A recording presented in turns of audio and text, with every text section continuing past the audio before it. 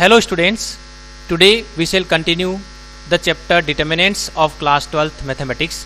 This is part 13. In this video lesson we shall cover the following topics: singular and non-singular matrices, invertible and non-invertible matrices. ये जो singular और non singular matrices है, invertible और non invertible matrices है, इनकी definition हम आज की वीडियो लेसन में सीखने वाले हैं।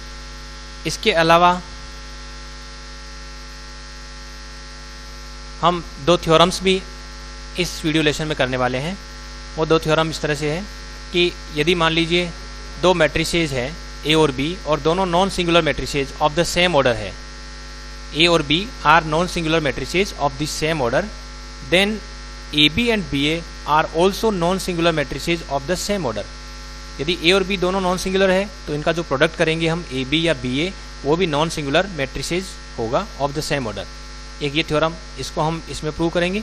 साथ ही हम देखेंगे कि यदि कोई स्क्वायर मैट्रिक्स A यदि इन्वर्टिबल है तो वो नॉन सिंगुलर मैट्रिक्स होगा, या नॉन सिंगुलर मैट्रिक्स है तो वो इन्वर्टिबल होगा, यानी vice versa. If a square matrix A is invertible then A is non singular matrices, and if A is non-singular matrix then A will be invertible, that is A is invertible if and only if A is non-singular matrix। ये दूसरी theorem भी हम आज की इस video lesson में सीखने वाले हैं।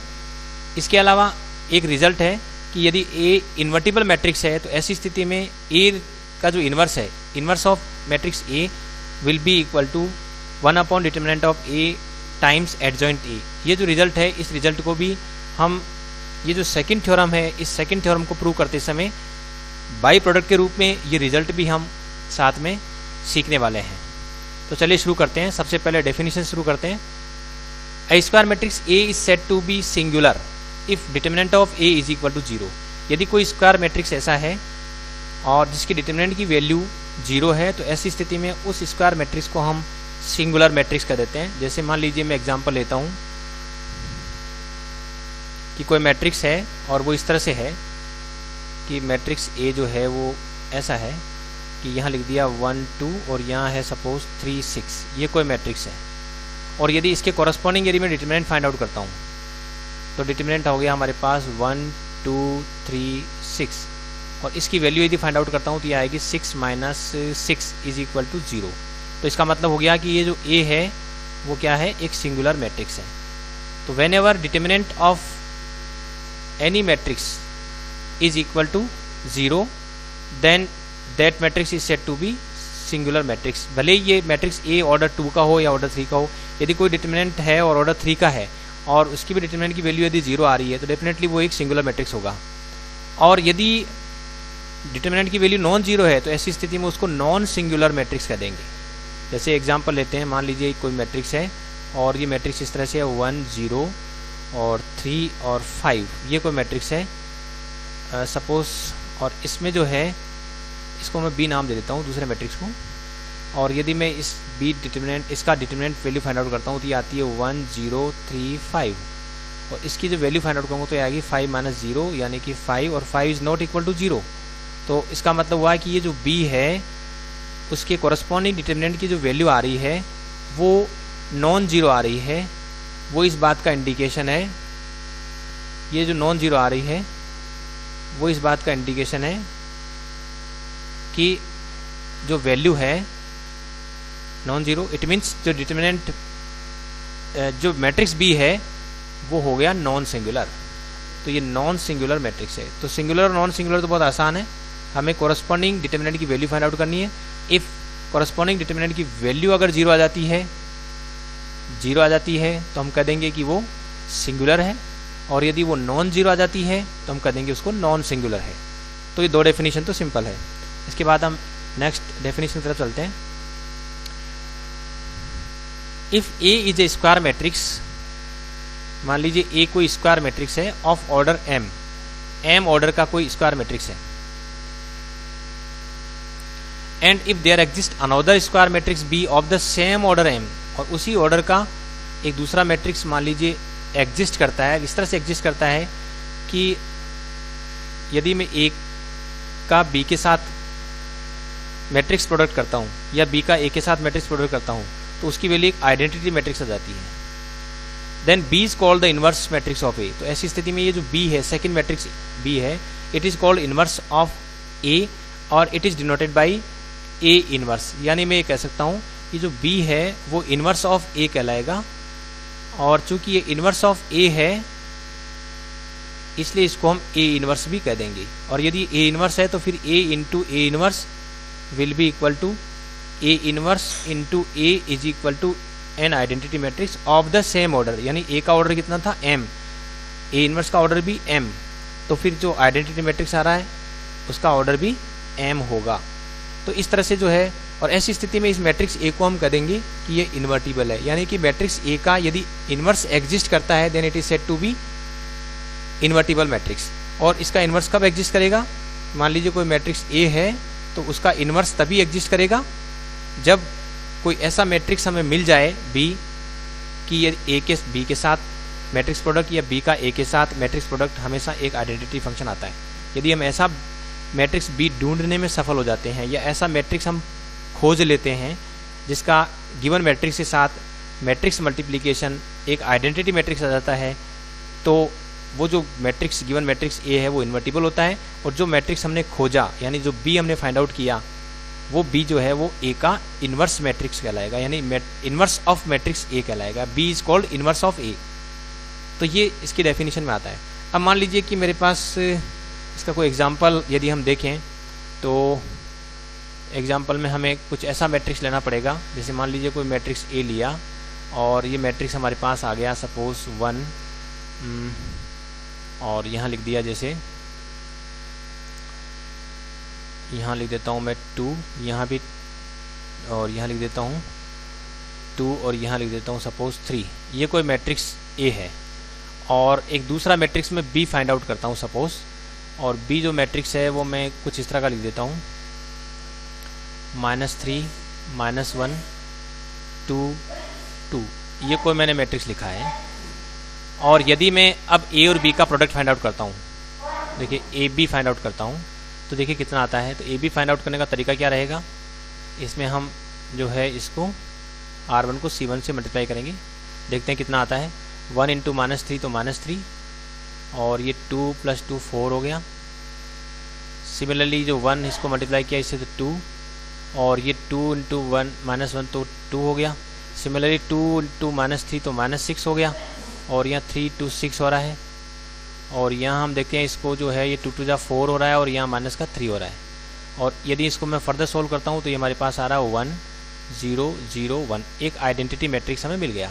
तो ये हमें गिवन मैट्रिक्स था और इसके कॉरस्पॉन्डिंग एक दूसरा मैट्रिक्स मैंने लिखा बी, और वो इस तरह से हम पाते हैं कि ए बी का जो प्रोडक्ट है वो आई आया। इसी तरह से यदि मैं बी ए फाइंड आउट करता हूँ और पूरी ऐसी कैलकुलेशन करता हूँ तो मैं पाऊंगा वो भी आई आ जाता है। तो मैं कह सकता हूँ कि यहाँ जो बी है, B is called inverse of A, inverse of A. इस ए का जो है वो इनवर्स कहलाएगा, और ए इज कॉल्ड इन्वर्टिबल। यहाँ पर मैं ये भी कह सकता हूँ कि ए क्या है, एक इन्वर्टिबल मैट्रिक्स है। यदि मैं ऐसा दूसरा मैट्रिक्स ढूंढने में सफल हो जाता हूँ तो ये ए क्या कहलाएगा, इन्वर्टिबल मैट्रिक्स कहलाएगा। तो B is called inverse of A, ये बी को मैं कह सकता हूँ B is equal to A inverse भी कह सकता हूँ। और यहाँ जो A B is equal to B A is equal to I है, और इसको मैं ऐसे भी लिख सकता हूँ A into A inverse is equal to A inverse into A is equal to I, ऐसा कह सकता हूँ। ये मैंने मैट्रिक्स जो है वो ऑर्डर 2 का स्क्वायर मैट्रिक्स लिया है। अगर मैं कोई ऐसा मैट्रिक्स ए लिखता हूँ जो 3 ऑर्डर का है और एक दूसरा मैट्रिक्स बी में उसी ऑर्डर का ऐसा ढूंढ लेता हूँ कि A B is equal to I या B is equal to I आ जाता है, तब भी हम बी को ए का इन्वर्स कहेंगे, और जो बी जो है उसको मैं ए रेज़ टू द पावर -1 लिख सकता हूँ, और ये रिजल्ट वहाँ भी ट्रू होगा।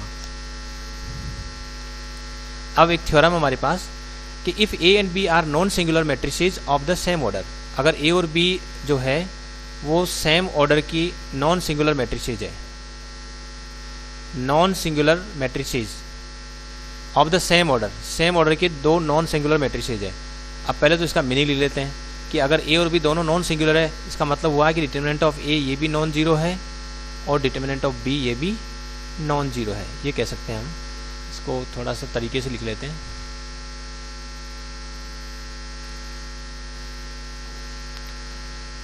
इसका जो प्रूफ लिखेंगे हम, तो प्रूफ में हम लिखेंगे कि जो A है, A इज नॉन सिंगुलर। अगर A नॉन सिंगुलर है, implies that determinant of A is not equal to 0. Similarly, B is also non singular, B भी नॉन सिंगुलर है, implies that determinant of B will also be non zero. अब कह रहा है कि जो determinant of मतलब ए बी जो है वो भी नॉन सिंगुलर होगा। अब ए बी नॉन सिंगुलर कब होगा? यदि मैं ए बी के कॉरस्पॉन्डिंग डिटर्मिनेंट की वैल्यू फाइंड आउट करूं और इसकी वैल्यू अगर नॉन जीरो आ जाती है तब हम कहेंगे। तो लेकिन डिटर्मिनेंट ऑफ ए बी जो है वो determinant of A into determinant of B होता है, ये हम जानते हैं, पिछली वीडियो लेसन्स में हमने सीखा है कि determinant of A B is equal to determinant of A into determinant of B. लेकिन यहाँ हम देख रहे हैं कि determinant of A non zero है, डिटर्मिनेंट ऑफ बी भी नॉन जीरो है। इसका मतलब हुआ इनका जो प्रोडक्ट है ये भी नॉन जीरो हो जाएगा बाई इक्वेशन 1 और equation 2, by the relation 1 in relation 2। ये दोनों रिलेशन जो है वो ये बता रहा है कि ये दोनों इनइक्वलिटी एक तरह से, इनइक्वलिटी में नहीं कहें, ये एक तरह से इन इक्वेशन है और ये बता रही दोनों कि determinant of A into determinant of B ये नॉन जीरो, क्योंकि दोनों ही यहाँ पर by 1 and 2 both are non zero, so their product is also non zero. और अगर प्रोडक्ट नॉन जीरो है इसका मतलब हो गया कि ए बी एक नॉन सिंगुलर मैट्रिक्स हो गया, तो प्रोडक्ट भी एक नॉन सिंगुलर मैट्रिक्स होगा। और इसी तरह से यदि मैं बी ए निकालता हूँ, बी ए और बी ए के कॉरस्पॉन्डिंग डिटर्मिनेंट की वैल्यू फाइंड आउट करता हूँ, तो ये आ जाएगी determinant of B into determinant of A. और यहाँ चूंकि ये दोनों नॉन जीरो है तो ये भी नॉन जीरो हो गया। नॉन जीरो होने का मतलब हुआ कि जो बी ए है वो भी एक नॉन सिंगुलर मैट्रिक्स हो गया। तो ये रिजल्ट ऐसा है जो आसानी से प्रूव हो जाता है। अब एक दूसरी थ्योरम है, a square matrix A is invertible if and only if A is non singular matrix. अब इस रिजल्ट को जो प्रूव करेंगे तो उसके लिए सबसे पहले तो ये लिख लेते हैं कि ये जो इसमें गिवन क्या है। गिवन ये है कि ए एक स्क्वायर मैट्रिक्स है, ए एक स्क्वायर मैट्रिक्स है। और दूसरा जो हमें प्रूव करना है वो दो पार्ट है। एक्चुअली इसमें क्या है, इफ़ एंड ओनली इफ़ लिखा हुआ है, और इसका मतलब ये हो गया कि हमें जो प्रूव करना वो इस तरह से है कि A is invertible implies that A is non singular. एक तो ये रिजल्ट हमें प्रूव करना है कि अगर ये इन्वर्टिबल है तो ये नॉन सिंगुलर है। दूसरा रिजल्ट हमें जो प्रूव करना वो ये है कि अगर A इज नॉन सिंगुलर है, A इज नॉन सिंगुलर है तो A इज इन्वर्टिबल है। दोनों तरफ से टू वे इम्प्लीकेशंस है। A is invertible it means A is non singular, और यदि A इज नॉन सिंगुलर तो हमें प्रूव करना है कि A इज इन्वर्टिबल। तो सबसे पहले हम जो है इसका फर्स्ट पार्ट प्रूव करते हैं। तो हम सबसे पहले जो प्रूव करेंगे वो ये है कि suppose A is invertible, A is invertible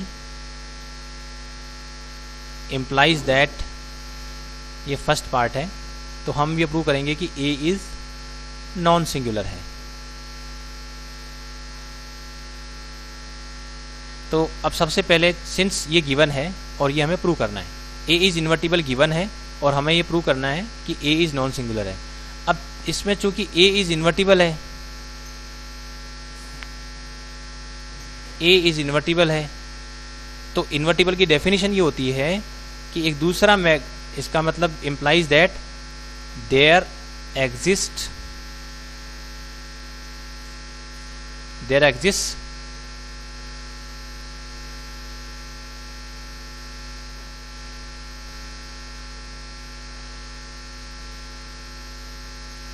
another matrix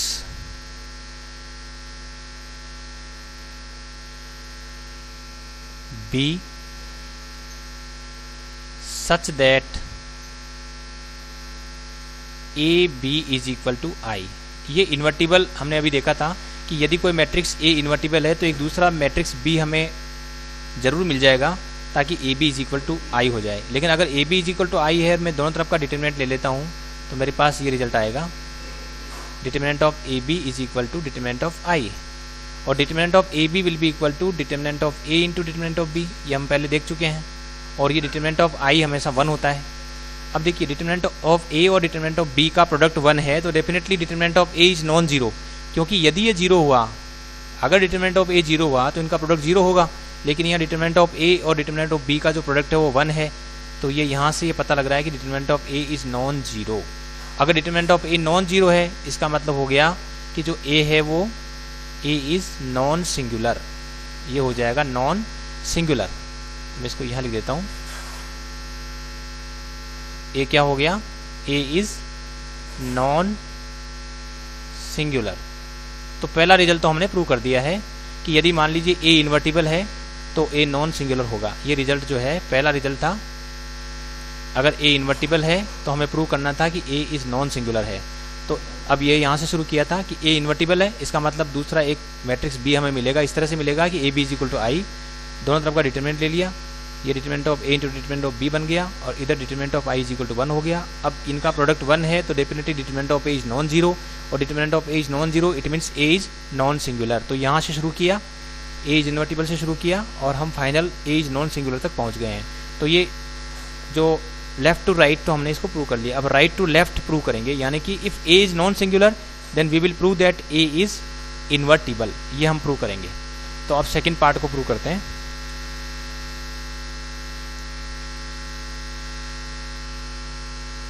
second result है कि ए इज नॉन सिंगुलर।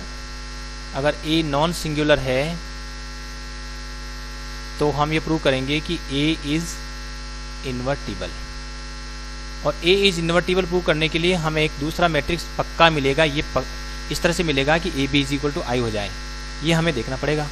अब देखिए अगर ए इज नॉन सिंगुलर है, अगर if A is non singular है देन हमने एक रिजल्ट देखा था कि ए और एडजॉइंट ए, इनका जो प्रोडक्ट है वो determinant of A times I होता है।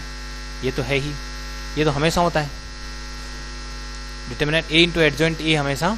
ये अगर नहीं भी हुआ, मान लीजिए ये मैं नहीं भी लिखता हूँ, तब भी ये रिजल्ट तो ट्रू है, देने की ज़रूरत ही नहीं है, ये हम जानते हैं। मैं लिख सकता हूँ वी नो दैट, ऐसे लिख सकता हूँ we know that a into adjoint a will be equal to determinant of a times i।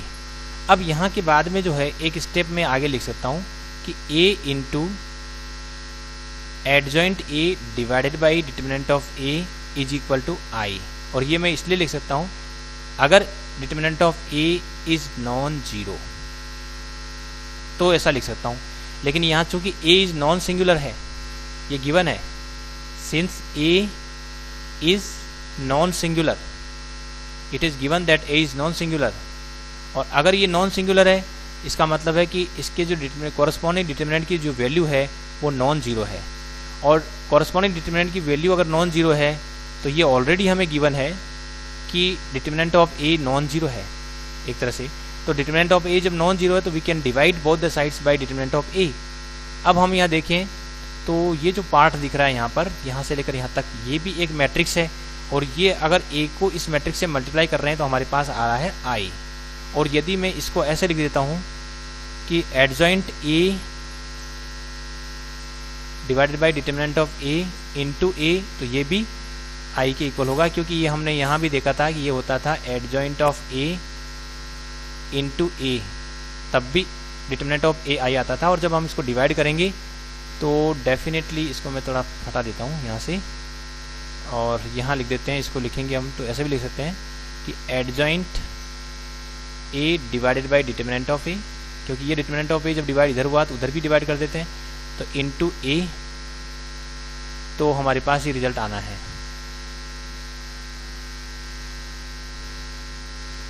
Into a, क्योंकि ये ऐसा हम इसलिए कर सकते हैं क्योंकि ये नॉन जीरो है, तो ये रिजल्ट भी आ रहा है। तो यहाँ इसको मैं ऐसे लिख सकता हूँ कि ये जो हो गया हमारे पास adjoint a divided by determinant of a into a। और सपोज ये जो पार्ट हम लिख रहे हैं यहाँ पर, ये जो पार्ट लिख रहे हैं ये वाला पूरा हिस्सा, इसको मैं यदि b नाम दे देता हूँ, मान लीजिए कि मैं इसको b नाम दे देता हूँ, किसको, ये adjoint a divided by determinant of a जो पार्ट है, इसको यदि मान लीजिए मैं बी नाम दे देता हूँ, तो ये हो जाएगा B A is equal to I is equal to A B. और ये जो कंडीशन अगर फुलफिल हो रही है, इसका मतलब ये जो ए है, ये जो ए है, इसके लिए हमने एक दूसरा मैट्रिक्स बी ढूंढ लिया है। इस ए के लिए हमने एक दूसरा मैट्रिक्स बी हमने ढूंढ लिया है, और वो इस तरह से ढूंढ लिया है कि ए बी और बी ए जो है वो आइडेंटिटी मैट्रिक्स आई के इक्वल है। ये इस बात का इंडिकेशन है कि ये जो मैट्रिक्स ए है वो इन्वर्टिबल हो गया।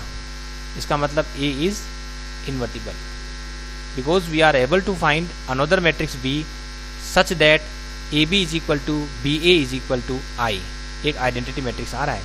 तो ये जो दूसरा मैट्रिक्स हमने ढूंढा है वो ढूंढने में हम सफल हुए हैं।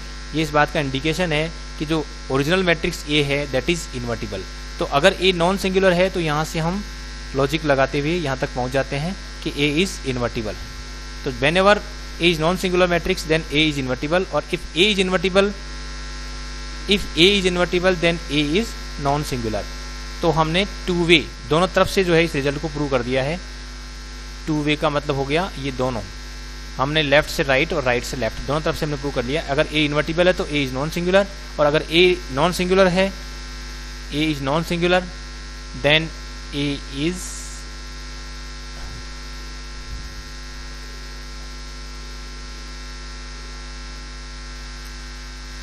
Is non singular, it means A is invertible. ये भी हमने प्रूव कर दिया है।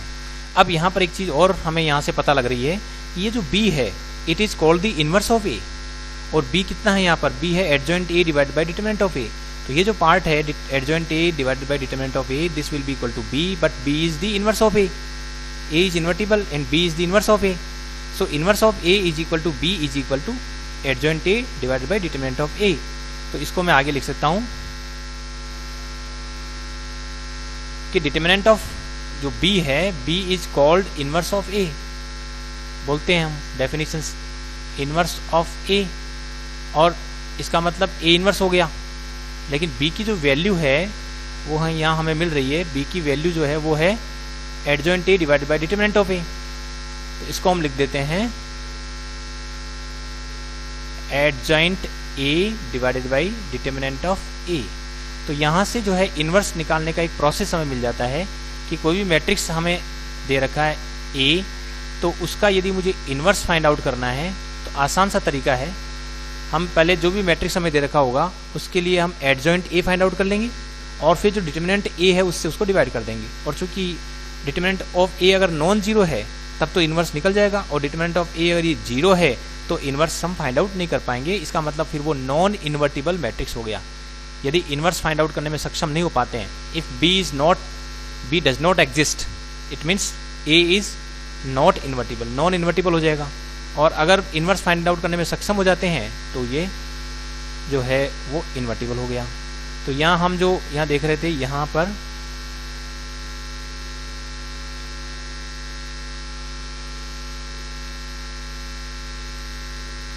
जो डेफिनेशन थी हमारी, ये जो डेफिनेशन थी सिंगुलर और नॉन सिंगुलर की, इसके बाद यहाँ पर जो डेफिनेशन थी वो थी कि इन्वर्टिबल की। यहाँ हम देख रहे थे कि A is said to be invertible, अगर बी ढूंढने में सक्षम हो जाते हैं तो it is said to be invertible, और if we are not able to find such another matrix B, यदि हम ऐसा कोई मैट्रिक्स ढूंढने में सक्षम नहीं होते हैं, और ये भी कहें कि यदि कोई ऐसा मैट्रिक्स एग्जिस्ट नहीं करता है कि A B is equal to B A is equal to I, then it is said to be non invertible. यानी जो मैट्रिक्स इन्वर्टिबल है नहीं है तो वो कहलाएगा नॉन इन्वर्टिबल। और हमने यहाँ पर लास्ट में एक रिजल्ट देखा, वो रिजल्ट ये बताता है कि यदि इन्वर्स का एग्जिस्टेंस है तो इन्वर्टिबल है, और उस इन्वर्स का अगर एग्जिस्टेंस है तो उसकी वैल्यू हम कैसे कैलकुलेट करेंगे। उसके लिए हमारे पास ये फॉर्मूला है कि हम जो भी डिटरमिनेंट दे रखा होगा, जो भी मैट्रिक्स दे रखा होगा, उसके कॉरस्पॉन्डिंग हम पहले एडजॉइंट ए फाइंड आउट कर लेंगे, और एडजॉइंट ए फाइंड आउट करने के बाद उसको उस मैट्रिक्स के कॉरस्पॉन्डिंग जो डिटरमिनेंट है उससे डिवाइड कर देंगे। उससे हम इन्वर्स आसानी से फाइंड आउट कर सकते हैं। तो एक छोटा सा एग्जाम्पल ले लेते हैं जिससे हम ये निकाल सकें। सपोज हमारे पास जो है कोई मैट्रिक्स है और वो इस तरह से है, सपोज 1 2 3 4, ये कोई मैट्रिक्स है और इसका मुझे इन्वर्स फाइंड आउट करना है। इस फॉर्मूले को अप्लाई करते हैं। इसके लिए हमें सबसे पहले डिटरमिनेंट ए निकालना पड़ेगा, क्योंकि हो सकता है डिटरमिनेंट ए की वैल्यू एग्जिस्ट ही नहीं कर रही हो, डिटरमिनेंट ए की वैल्यू अगर 0 आ जाएगी तो हम कहेंगे कि इन्वर्स एग्जिस्ट ही नहीं करता है। तो सबसे पहला काम होता है determinant of A find out करना।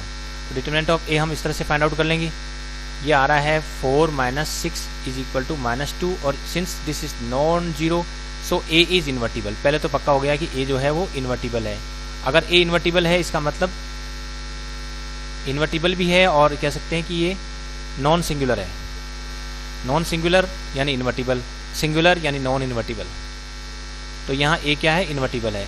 अब हम एडजॉइंट ए फाइंड आउट करेंगे इसमें, और एडजॉइंट ए हम आसानी से फाइंड आउट कर सकते हैं। इसका तरीका ये होता है, पहले बता चुका हूँ कि यहाँ जो एलिमेंट्स होते हैं, जो डायगोनल पर लोकेटेड एलिमेंट होते हैं, उनको तो हम उनकी जो लोकेशन है वो तो हम चेंज कर देते हैं, यानी कि यहाँ 4 और यहाँ 1 कर देते हैं। और जो भी एलिमेंट यहाँ लोकेटेड होते हैं इन दोनों का केवल हम साइन चेंज कर देते हैं, यानी यहाँ हो जाएगा -2 और यहाँ हो जाएगा -3। ये एडजॉइंट ए फाइंड आउट कर लिया हमने। और अब हम जो इन्वर्स फाइंड आउट करेंगे, तो इन्वर्स जो होता है वो होता है 1 determinant of A into adjoint of A. और ये जो 1 डिटरमिनेंट ऑफ ए हमारे पास -2 है, और यहाँ पर एडजॉइंट ए की जो वैल्यू है वो है 4 -2 और -3 और 1। अब इसको हम सॉल्व कर लेते हैं। यहाँ इस जगह में सॉल्व कर देता हूँ इसको।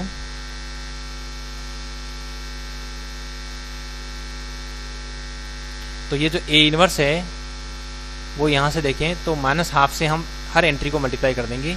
तो यहाँ हमारे पास हो जाएगा, ये हो जाएगा -2 और ये -½ से जब इसको मल्टीप्लाई किया तो हो गया 1 और यहाँ -½ से जब इसको मल्टीप्लाई किया तो हो गया 3/2 और यहाँ एंट्री हो जाएगी -½ तो ये जो गिवन मैट्रिक्स था, ये जो ए था, ये 1 2 3 4, इसका इन्वर्स हमने यहाँ फाइंड आउट कर लिया है। हम चाहें तो इसको चेक कर सकते हैं कि ये इसका इन्वर्स है या नहीं है। तो इसके लिए हम क्या करेंगे, ये जो ए और ए इन्वर्स है उसको हम लिखेंगे और इनको आपस में मल्टीप्लाई करके देखेंगे। यदि ये आइडेंटिटी मैट्रिक्स आ जाता है, जैसे ए तो था 1 2 3 4 और जो ए इन्वर्स है वो है -2 1 -2 1 और है 3/2 -½ 3/2 -½ यदि इनको मैं मल्टीप्लाई करता हूँ और ये एक आइडेंटिटी मैट्रिक्स आ जाता है तो ये इस बात का इंडिकेशन है कि ये जो ए इनवर्स हमने फाइंड आउट किया वो सही है। तो हम इसको मल्टीप्लाई कर लेते हैं। इसको जो है इससे मल्टीप्लाई करेंगे तो 1 को इससे मल्टीप्लाई किया -2, 2 को जब इससे मल्टीप्लाई किया तो आ गया +3। सिमिलरली जो 1 है इसको किया तो 1 और यहाँ पर 2 को इससे मल्टीप्लाई किया तो -1 और यहाँ 3 को इससे मल्टीप्लाई किया -6 और 4 को इससे मल्टीप्लाई किया तो 4 3 12/2 यानी कि +6 और यहाँ 3 × 1 3 और 4 × -½ ये आ रहा है। अब इसको हम फर्दर सोल्व कर लेते हैं। यहाँ हमारे पास आ रहा है -2 + 3 1 और ये 0 और ये 1। इसका मतलब ये आइडेंटिटी मैट्रिक्स आ गया। तो ये हमने जो है वेरीफाइड हो गया है कि हमने जो इन्वर्स फाइंड आउट किया था वो सही है। तो इस तरह से जो है हम आसानी से जो है इन्वर्स फाइंड आउट कर सकते हैं। तो अभी जो थ्योरम पढ़ी थी, लास्ट थ्योरम, उससे हमें एक रिजल्ट, बड़ा यूजफुल रिजल्ट मिला, जिससे हम किसी भी मैट्रिक्स, स्क्वायर मैट्रिक्स जो कि इन्वर्टिबल होता है, ऐसे स्क्वायर मैट्रिक्स के कोरस्पॉन्डिंग जो इन्वर्स है, यानी उस मैट्रिक्स का इन्वर्स मैट्रिक्स हम आसानी से फाइंड आउट कर लेंगे। इसके लिए हमें एडजॉइंट ए फाइंड आउट करना पड़ेगा, जो हम आसानी से करना आता है। तो एडजॉइंट ए निकाल लेंगे, फिर उसको जो मैट्रिक्स ए है उसके कोरस्पॉन्डिंग जो डिटरमिनेंट है उससे डिवाइड कर देंगे। और प्रोसीजर ये रहेगा कि सबसे पहले हम determinant of A find out करेंगे और यदि वो नॉन जीरो है तो हम कह देंगे कि वो इन्वर्टिबल है। फिर हम आगे बढ़ेंगे क्योंकि तभी इन्वर्स का एग्जिस्टेंस होगा। फिर हम एडजॉइंट ए फाइंड आउट कर लेंगे। यदि 2/2 ऑर्डर का है तो बहुत आसानी से कर लेते हैं, जैसा कि मैंने यहाँ पर किया। जो डायगोनल एलिमेंट्स है उनको हम इंटरचेंज कर लेते हैं और जो डायगोनल एलिमेंट्स को छोड़कर जो एलिमेंट्स है उनका केवल साइन चेंज करते हैं। इस तरह से एडजॉइंट ए फाइंड आउट कर लेते हैं और फिर हम आसानी से कर सकते हैं। और यदि ये 3/3 ऑर्डर का है तो हम एडजॉइंट कैसे फाइंड आउट करते हैं, प्रत्येक एलिमेंट के कोरस्पॉन्डिंग हम कोफैक्टर लिखते हैं और जो मैट्रिक्स बनती है उसका ट्रांसपोज ले लेते हैं। इस तरह से हम एडजॉइंट ए फाइंड आउट कर लेते हैं और एडजॉइंट ए को डिटरमिनेंट ए से डिवाइड करके हम इन्वर्स फाइंड आउट कर सकते हैं। तो एक पावरफुल टेक्निक हमें मिल गई है जिसकी मदद से हम किसी भी मैट्रिक्स का इन्वर्स फाइंड आउट कर सकते हैं। Thanks for watching this video.